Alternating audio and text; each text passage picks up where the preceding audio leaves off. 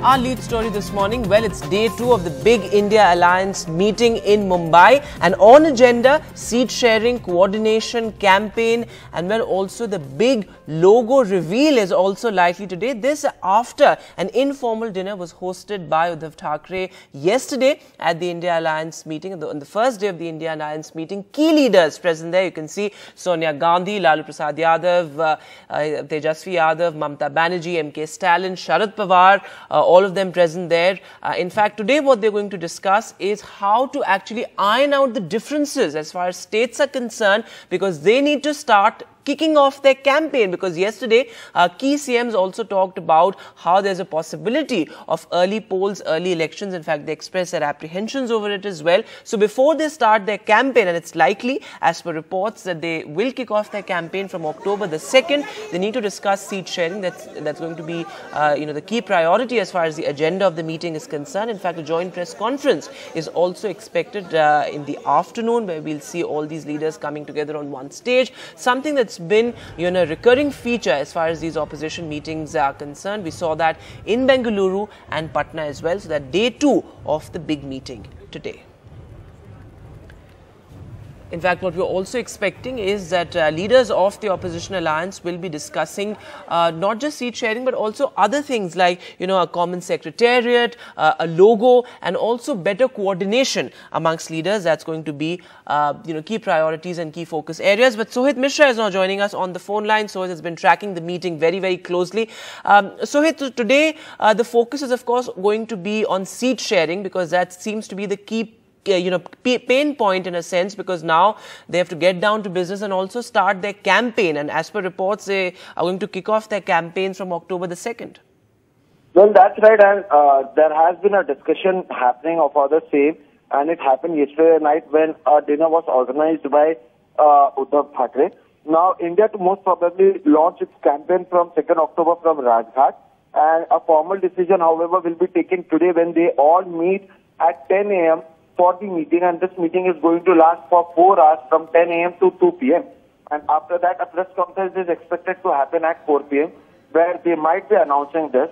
But during the informal meeting, the idea was floated and discussed, and there was a general agreement over this issue.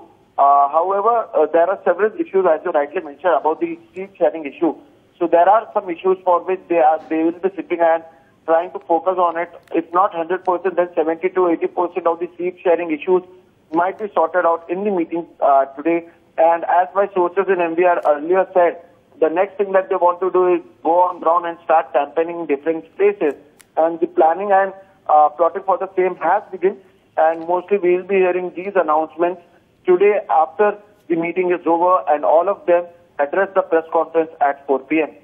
Also, Sohit, very quickly, there were also these apprehensions expressed by key opposition leaders, also chief ministers, that there could be a possibility of early elections, which is why they need to, push through the agenda, which is why they need to finalize their seat sharing agreement quickly so that they can get into campaigning mode. So is that something that's, a key focus area, something that is, apprehensions as far as many opposition leaders are concerned?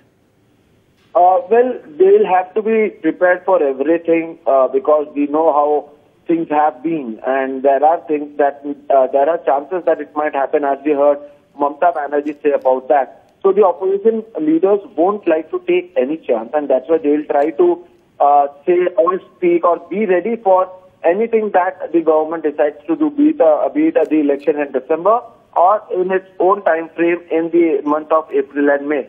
So the planning for both these elections are being made. So that's why they have made the planning based on both the chances. If it happens either in December or in April, right, the opposition seems to be ready for that. Right. So thanks so much for joining us with all those details. Day 2 of the big opposition alliance meeting in Mumbai. Remains to be seen what actually comes out and what announcements are actually made in that joint press conference. But moving now, amid a politically crucial time, the government has called for a special session of the parliament to be held from September the 18th to the 22nd of September. Union Minister Prahlad Joshi posted on social media platform X saying that there will be 5 sittings in this particular session. And he also said that that amid Amrit Kal, they look forward to having a fruitful discussion and debate in Parliament. But in this surprise announcement, there was no, real reveal as to what the agenda is going to be as far as this 5-day special session of the Parliament is concerned. And this has sparked speculation and conjectures over what bills will actually be brought in for passage. There are key bills that are still pending as far as the government is concerned. Of course, there's all this talk about UCC being brought in, but that remains to be seen. There's so far no clarity. Vasudha Venugopal has more details. The Centre has convened a special session of the Parliament for 5 days from September 18 to September 22. There is no official word on the agenda of the session yet, but it is interesting because it will be held just days after the much-awaited G20 Leaders Summit. The special session of the Parliament will be held a day after the Vishwakarma Yojana, the government scheme for a mega outreach to OBC communities, will be formally launched on September 17th. That also happens to be the Prime Minister's birthday. Now, what is a special session of the Parliament? There are 3 parliamentary sessions held in a year: budget, monsoon and winter sessions. A special session of the Parliament is dedicated to considering a specific bill or looking at an issue of public importance. In 2017, a special midnight session was convened for the passage of the GST, but that was a joint sitting of the Lok Sabha and the Rajya Sabha.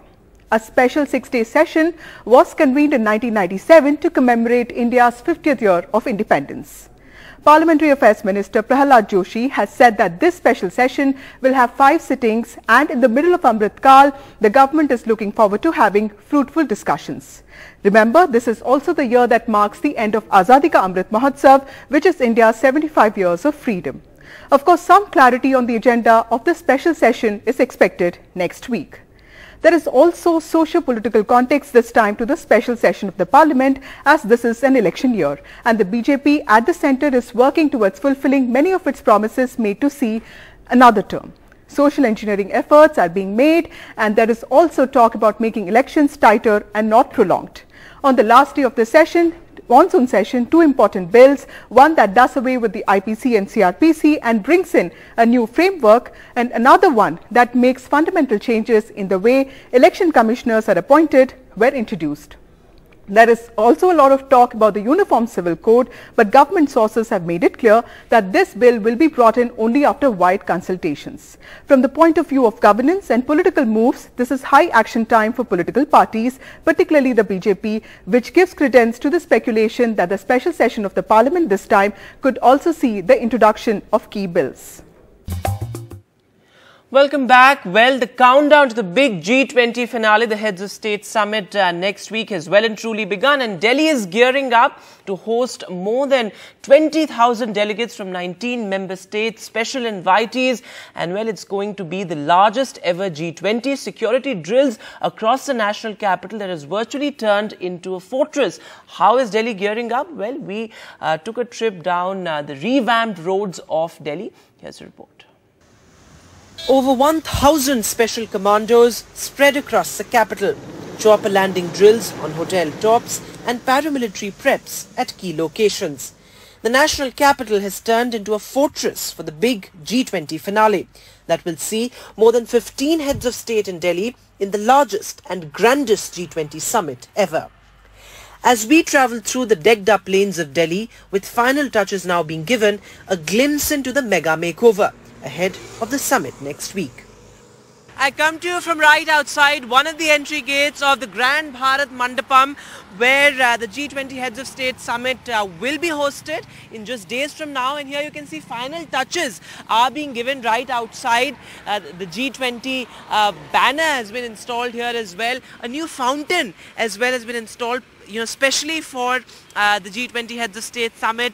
In fact, there you can see how PWD officials from the national capital also supervising. One important aspect of India's G20 presidency has been to showcase our rich cultural past to the world. You can see all these walls. This is a railway underpass. They've been adorned with paintings of various historical books like the Ramayana and Mahabharata. In fact, not just its cultural past, but also the fact that India has, advanced technological systems in place as well, whether it's dams or tunnels. They've also been showcased here, and a key part of Modi's cultural diplomacy, a key part of foreign policy. Well, right outside Terminal 3 of the Indira Gandhi International Airport, posters and banners have been put up This is the approach road to Terminal 3. Of course, heads of state will be traversing this road to reach the Lalit, the Taj and the venue of the G20 Heads of State Summit as well. An important focus has also been rebuilding of roads, approach roads particularly.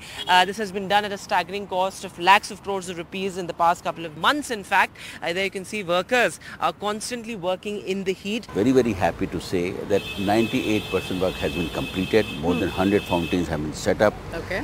Around 70-75 artifacts have been set up. And the roads have been repaired, footpaths have been repaired, green patches have been developed, and more than 6 lakh spots have been put up. Both side the roads to give a festive look.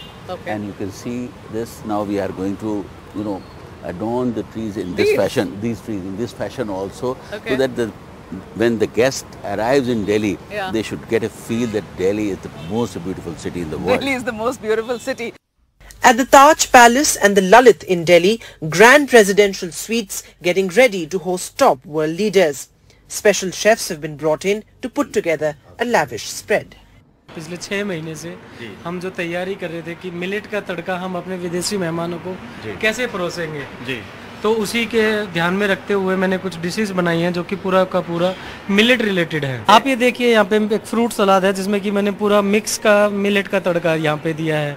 आप उधर वहाँ पे Japanese है मेरे पास जो कि शिराय salad है, उसमें पूरा मिलेट ड्रेसिंग बनाया है मैंने, जो यूरोप में एक काफ़ी फेमस डिश है जिसका नाम लजानिया है, उसमें भी मैंने एक मिलेट का तड़का लगा के दिया है। 20,000 delegates from 19 member states, special invitees, over 40 heads of delegations. The largest ever G20 will be held at the Grand Bharat Mandapam in the heart of the national capital. This is India's big global moment as the leader of the G20 and the voice of the global south. In New Delhi with camera person Kanan Patra, Vedant for NDTV. So all eyes now on India's big global moment. But moving now, after India's objections, the Philippines, Malaysia, Taiwan and Vietnam have rejected as baseless a map released by China that denotes its claims through sovereignty, including the South China Sea, and which Beijing said on Thursday should be viewed rationally and objectively. Now, the map, extremely contentious, shows Arunachal Pradesh and Aksai Chin as part of China. Now, China released the map on Monday of its famous U-shaped line covering 90% of the South China Sea, and India rejected the map immediately after it was released by China. Malaysia has also said that it had filed a diplomatic protest over the map, so that contentious map being rejected by countries across the world. And the other big international headline, well, ex-US President Donald Trump has pleaded not guilty to election racketeering charges in the US state of Georgia, as the former state's president waived a formal arraignment hearing in the widely watched case. Now, the former president faces 13 criminal charges in Georgia, where prosecutors have accused him and 18 associates of joining a conspiracy to unlawfully change the outcome or overturn the elections of 2020. In fact, Trump had rejected these allegations as political vendetta. This was historic in its own right because Trump's mugshot was taken in this particular case. He has been convicted in 4 cases since April. And after India's moonshot, we are eyeing the sun. Aditya L1 is all set to be launched on Sunday. And well, it's an intelligent satellite. It will never sleep and keeps a hawk's eye on the activities of Earth's nearest star, the sun. It will be launched on Saturday, as I said, I beg your pardon, using the Polar Satellite Launch Vehicle from Sriharikota. It is essentially a scientific satellite, but will also help give a forewarning on when the sun is going to get angry and have a mood swing. NDTV's Pallav Bagla spoke to Professor Somak Rai Chaudhary, astrophysicist and Vice Chancellor at the Ashoka University.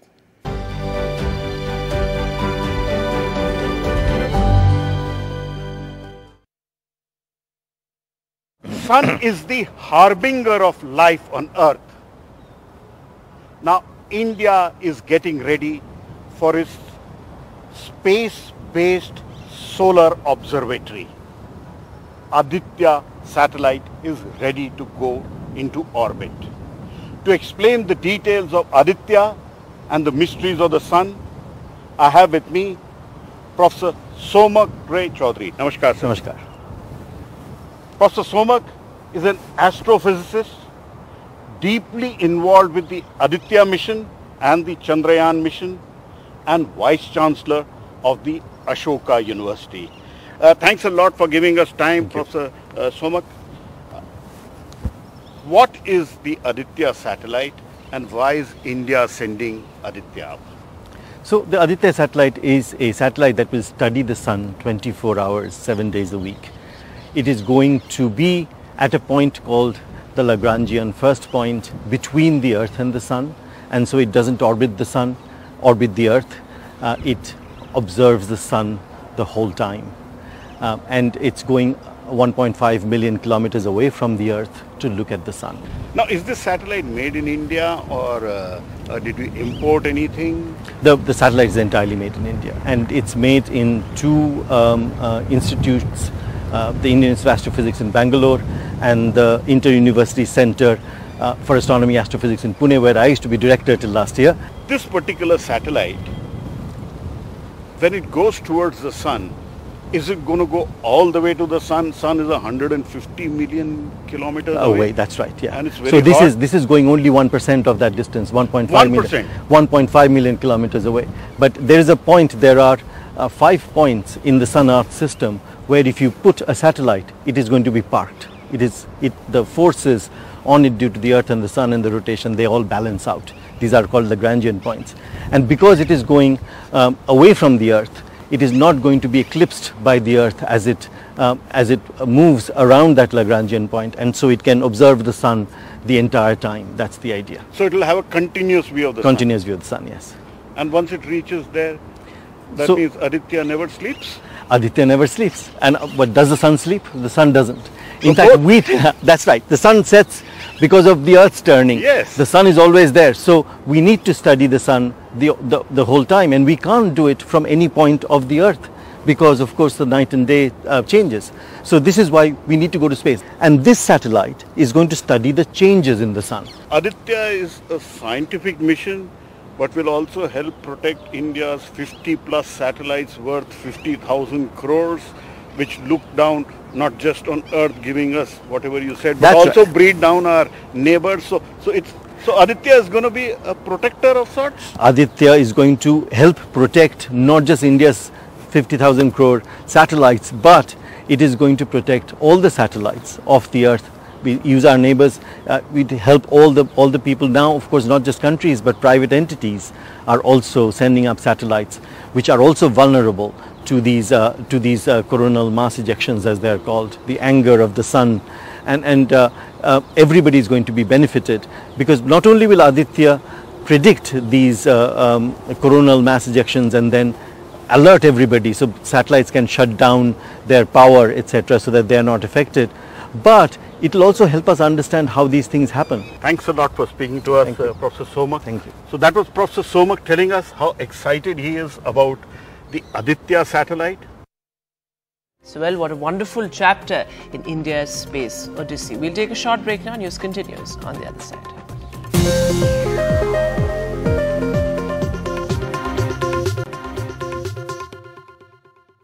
The George Soros-backed OCCRP group has published a report on the Adani Group alleging insider trading via two foreign investors. Now, the Adani Group has rejected the report categorically. In a detailed response, the group has said that these are the same old lies which they've rejected, old allegations recycled in the report, and the OCCRP is funded by the billionaire George Soros, and that this is another attempt to revive the Hindenburg report, another attempt by short sellers to make a profit, that these short sellers are under a multi-agency probe.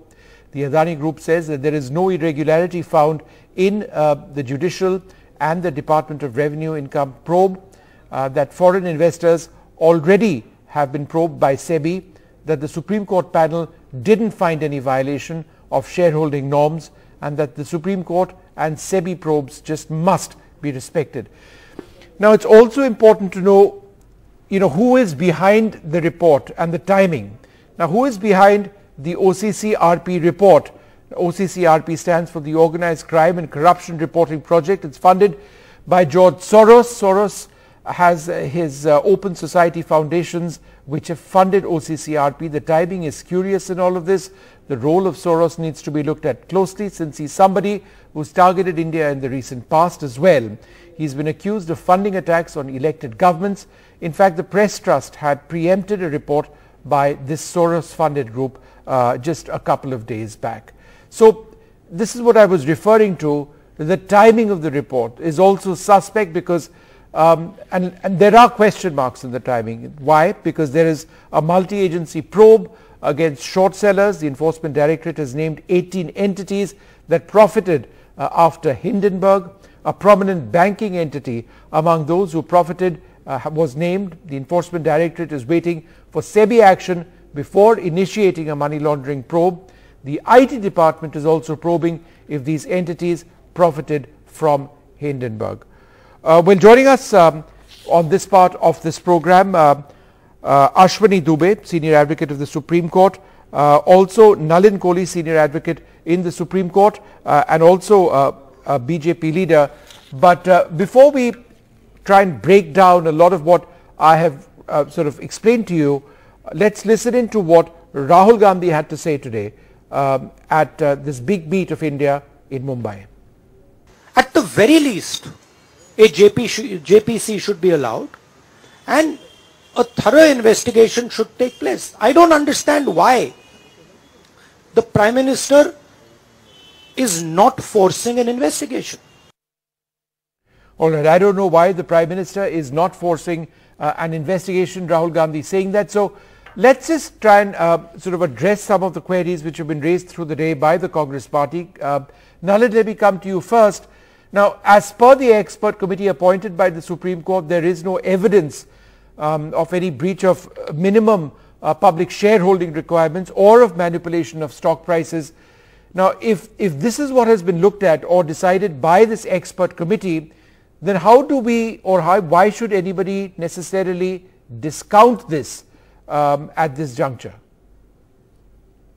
It shouldn't be discounted, and it raises a pertinent question. What does the Congress party, and in particular Mr. Rahul Gandhi, really believe in? Do they believe in the law of the land? Do they believe the Honorable Supreme Court of India?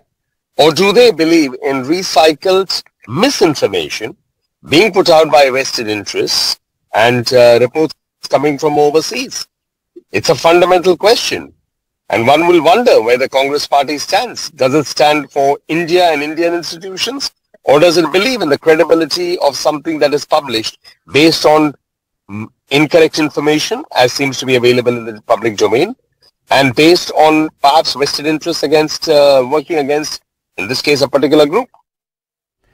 Nalin, the primary allegation in all of this is of crony capitalism, of an alleged link between the Prime Minister and the Adani Group. How would you respond to this? Well, the Congress party is really the fountainhead of crony capitalism, if at all in this country. You only have to study history. Mr. Rahul Gandhi evidently is not a student of history, and his advisors certainly don't seem to appreciate history and facts. That is crony capitalism. What has stopped is crony capitalism under Prime Minister Modi's government, because ruthlessly corruption has been weeded out. There is not a single allegation of favoring or corruption against anyone. And each false attempt that has been raised again and again by Rahul Gandhi ji and the Congress party has been repudiated, including by rule of law and no less than the Honorable Supreme Court of India. Now, the other issue, Nalin, is of foreign interference groups linked to George Soros, allegedly, who allegedly interfere in matters of foreign countries, including India. Apparently, they've been involved in some aspect or perhaps in pushing out these reports. So ahead of G20, which is just a few days away, the state elections, the national elections next year, do you believe that the timing of these reports needs to be looked at? For once, I will perhaps borrow from what the Congress party does. It raises questions on the timing. But this time they are guilty about not actually looking at it from the perspective of timing. The timing of this report is not just suspect, it's questionable. It's about the timing in terms of the G20, the timing in terms of the Congress party and Mr. Rahul Gandhi holding a convention in Mumbai, trying to establish that they are an alternative. A conglomeration of different political parties does not make them an alternative. There's clarity who's the leader where the BJP is concerned, NDA is concerned, it's Narendra Modi ji. There's clarity of the agenda of governance. There's clarity about the performance. But on the other hand, there is a lack of clarity. It is personal interests versus, say, the politics of service. So there are things like this. And this report is 100% suspect in terms of its timing. There's no doubt about it. It almost seems as if it has been introduced to craft that a press conference could take place by Mr. Rahul Gandhi for him to have something to speak about. What I find curious is, and it is a fact that an independent adjudicating authority, also an appellate tribunal, they both confirmed that there was no over-invoicing and that these transactions were in accordance with applicable law. And there was a finality in just a few months back in March when the Supreme Court did rule in favor of the Adani Group. So this is, as I understand it, when I've gone through the allegations closely, essentially raking up a matter which has been dealt with legally. That's why it's critical to say Mr. Rahul Gandhi and the Congress party are running down Indian institutions and the institutional framework. And that's a fair question to ask, what you've asked, Vishnu. Additionally, Mr. Rahul Gandhi and the Congress party are now guilty, in a sense, figuratively speaking, of actually pandering to foreign interests. So earlier, Mrs. Indira Gandhi used to always say there's a foreign conspiracy. Perhaps Mr. Rahul Gandhi only looks back to his grandmother and understand the lesson that she left behind. They only have to go back to the history of what the Congress party through the 70s and 80s used to say. But Mr. Rahul Gandhi, who seems to have been, since we don't have details of his educational qualifications and institutes of study, seems to have spent time abroad. Now one would wonder whether he went abroad to actually study or perhaps has learned things that go against India's interests. Isn't the larger issue about how the Enforcement Directorate has found that 18 companies, including foreign portfolio investors, foreign institutional investors in tax havens, that these people were top beneficiaries from short selling Adani Group company shares before the Hindenburg report actually came out, and therefore isn't this more significantly about how this resulted in a crash in the market which affected millions of investors, shareholder money being eroded, evaporating? Isn't that what we should be looking at? And I certainly hope that the investigative agencies hold people responsible. And I certainly hope that somebody raises it in a court of law. Because at the end of the day, who is George Soros? George Soros is an individual. He's a businessman. He's an investor. And he has crafted what seems to be from media. I don't know him personally. I don't seek to know him personally either. He seems to have crafted this so-called position as if he's fighting for democracy. But he makes money by investing, and there seems to be, what the media indicates, a pattern to this kind of volatility that seems to help him in the share market or in investments. So one would now, the answer would have to lie with Mr. Rahul Gandhi and those who are using Mr. Soros's this agenda to further their own political agenda. Is there a connect? Is there some kind of meeting of objectives? Because at the end of the day, when the market crashes, Indian citizens suffer. Indian capitalism suffers. That's not crony capitalism. That is Indian capitalism. And this is Indian capitalism that is going abroad and actually taking over global business interests. So instead of us seeing an outward-looking India, that is now Indian multinationals, somewhere or the other, one would feel that foreign multinational interests by vested investor groups like perhaps Mr. George Soros and his company are the beneficiaries of this kind of information that is not based on fact. All right, Alan, thanks very much for being with us. I'm now joined by Ashwini Dubey. You've been waiting very patiently, Mr. Dubey. Thanks once again for being with us. Is it not strange that neither India's stock market regulator or, for that matter, a high-level expert committee which was appointed by the Supreme Court were able to prove that some foreign owners of Adani stocks are fronts or alleged fronts for the majority owners? In other words, we've had both of these institutions, these bodies, our stock market regulator, also this high-level expert committee, try to look for this evidence. They've not been able to do this at all. Is the entire system fixed, as some would allege, or do we need to actually trust at least some elements of our system and our judicial process? just see, before few weeks back, one report came, published in a newspaper on a foreign soil. On the basis of that, a huge cry started in the country. Matter reached to the Supreme Court. Supreme Court, leaving all the judicial work, appointed a committee led by a former Supreme Court Justice A.M. Sapre, along with other persons.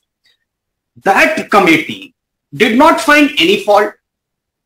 Our agency says that there is no fault, but still, on the basis of a report, that report which was published in a foreign soil, with the people who are with the vested interest, on the basis of that, the constitutional machineries are being misused. Point one. Point two, whom will you believe? In our agencies which are working within the constitutional framework, agencies which are amenable to the country's judicial authorities, agencies which are fairly submitting report and court finding those reports to be correct, or a newspaper report published by certain people who are against the economic growth of the country, who does not want India to become an economically strong. Third, in Rafale case, you see what has happened. In Rafale case too, the report was published in France by certain people. Based on that, you have also discussed, I have also discussed what Supreme Court says. Nothing wrong has happened. In Hindenburg, you see, in Pegasus, you see, on each and every time you find that a report has been published on the basis of this investors' money, which have been invested in a company's account. That investors' money should go and company should, the company which has given appointment to so many people, company who is working for the growth of the country. Against that, these people are trying to make the comments which are biased, and that too which have been published in newspaper on a vested interest. No, so let's talk a little bit more about this. Groups linked to George Soros, notorious for interfering in the matters of various countries. It has been alleged that he's been pushing these groups. Is the timing curious ahead of elections and G20?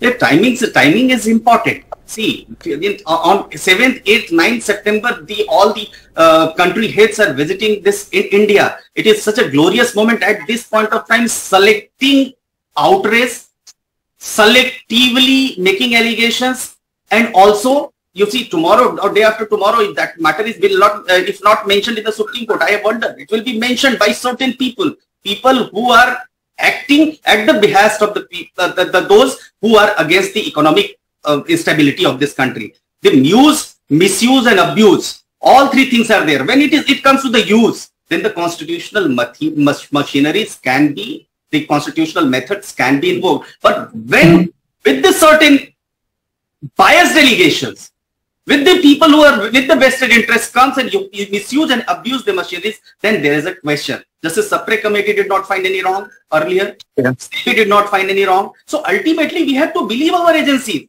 What has happened in Pegasus? In Pegasus also, when Justice Ravindran committee said that you submit your mobile phones, nobody came forward and submitted mobile for forensic examination. Ultimately, what happened there? So, Hindenburg also. Let me ask you this. The Adani Group is clear that the allegations are on the basis of closed cases. From a decade ago, the Directorate of Revenue Intelligence had probed these allegations of over-invoicing, transfer of funds, etc., etc. So it's not just Hindenburg and these allegations now, it's been looked at many, many years back. So again, is this not reopening something which has been investigated and ruled on? That has happened in Rafales also. Supreme Court 3 judges bench has said that there is no irregularity so that the price fixation is concerned. There is no irregularity so that the purchase is concerned. But despite that, those issues were read. Similarly, the same thing in a closed case is being by the same people. The allegations of whom have been found to be fake. And the committee has said that the price rise was justified here also. Whereas the Justice A.M. Sapre's committee, the report has been submitted. Supreme Court has also not found any flaw in that. So in the closed case, which is being opened at a time when country is going to host the G20 delegation. All right. Thanks very much, Ashwini Dubey, for joining us at this stage.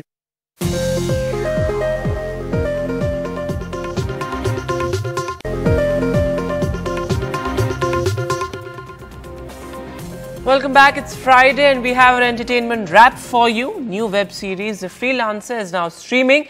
Arun Singh, our in-house entertainment expert, caught up with creator Neeraj Pandey and the stars of the show, Anupam Kher and Mohit Raina. Here's that interview.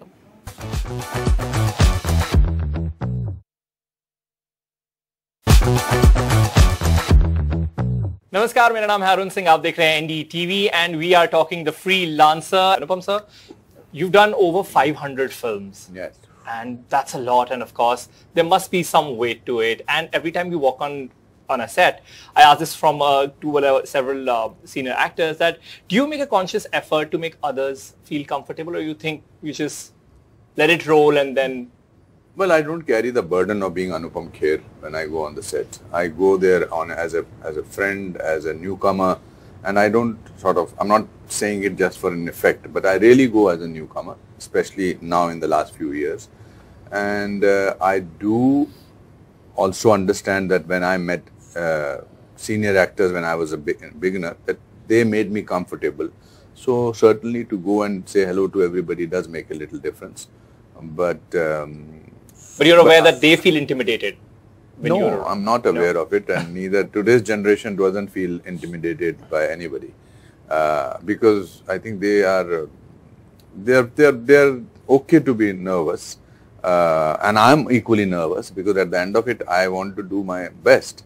So it's not that any player, you get cricket player or hockey player or boxing player who has been playing for a long time is also taking it as the first bout or the first thing. So it's not really that. It's a perception, people's perception. But I like being Anupam Kher. I like being this actor who has done so much of work, and then be polite about this thing. But that's a nice feeling. Let's also address the elephant in the room. You know, इस पूरी कहानी में हम बात कर रहे हैं एक terrorism की, जहाँ religion के साथ वो linked है. तो जिम सर ने जैसे एक इंटरव्यू में कहा था कि वो जब भी कोई कैरेक्टर को अप्रोच करते हैं, वो आगे से एक evil Muslim का कैरेक्टर नहीं निभाएंगे. So that could be the territory that this could also go. Was that ever in your mind, or no, did you try to balance it? Okay, that I don't, as he said in his interview, that all are not good, but I'm saying all are not evil either. So was there no, not really, because it's like I was mentioning earlier also, it's been about 15 years now since we did our first film, and that was more or less a powder keg of whatever that you're talking about. All these elephants in the room, as you say, were not being talked about at that point of time, right? But we came out with a very strong point of view of what we think personally about what's going on in this world, the geopolitics of it. You can't ignore it, okay? And I think that one should not treat it as an elephant in the room. One should talk about it. And sir, आपके लिए, was that ever in your mind? Filmmakers ने एक project उठाया है, तो जिन भी actor की आप बात कर रहे हैं, अगर उन्होंने ऐसा डिसीजन लिया तो ये पर्सनल डिसीजन है. उस डिसीजन से हम पर ये ऐसा रिफ्लेक्ट करना बहुत जरूरी नहीं है. अगर आपको इविल दिखाना है और उसका प्रूफ है तो आप दिखाएंगे. उसको क्या बैलेंस करना. अगर हॉलोकास्ट पे फिल्म बन रही है और किसी को हिटलर का रोल करना है और बड़े बड़े एक्टर्स ने किया तो करना है. अब ये थोड़ा वो सोचेगा कि नहीं मैं इसको थोड़ा अच्छा सा बना के करूं. No, my point was कि आप एक एक्टर हैं, उसको ऑफ कोर्स एक रिएक्शन होगा. So I was asking, were you concerned about that? क्योंकि आपकी जो फॉर एग्जांपल कश्मीर फाइल्स, देखिए जब मैंने कर्मा में बिगेस्ट टेररिस्ट ऑर्गेनाइजेशन के हेड का रोल किया था तो there was no terrorism that way. तो अब मैं जब कर्मा देखता हूं तो लगता है कि ये तो फेक था यार. इसको ये चश्मा ऐसा करता था, आज जो है टेररिस्ट है हम जैसे ही लगते हैं. तो आई थिंक इसमें जो हमारे सीरीज में जो टैकल हुआ है वो रियलिटी पर बेस्ड है. और नीरज इस बारे में माने जाते हैं कि ये रियलिटी को सिनेमैटिक तरीके से, बहुत खूबसूरत तरीके से, और बहुत अच्छे तरीके से और बहुत सच्चे तरीके से पेश करते हैं. आपका सर से पहली बार मिलना कैसा था? As we were talking about, he carries a certain experience. Was it intimidating? Were you? No, not at all. I have been fortunate enough to know sir personally for a long time. But professionally, obviously, I got an opportunity to work with him, and obviously got to know him better.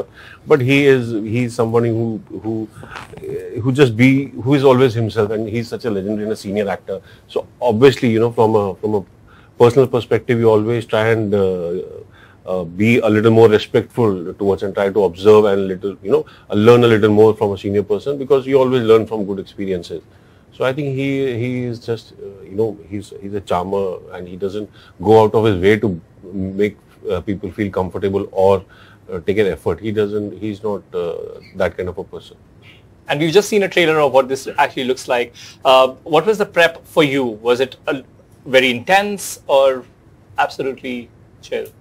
No, it was intense, as well as I think it was both way, because in my mind I was going to be a part of a Neeraj Pandey vision, so I had to give it my best. This was an opportunity for me to, because Neeraj sir was giving me a platform where I had to showcase my talent, and series like these don't get made very often, to be really honest. There are projects which happen a lot. There are a lot of projects, but a project of this scale, a project of this grandeur doesn't get made easily. And you, as an actor, it's your responsibility to give your best foot forward. So I tried it to give it my best.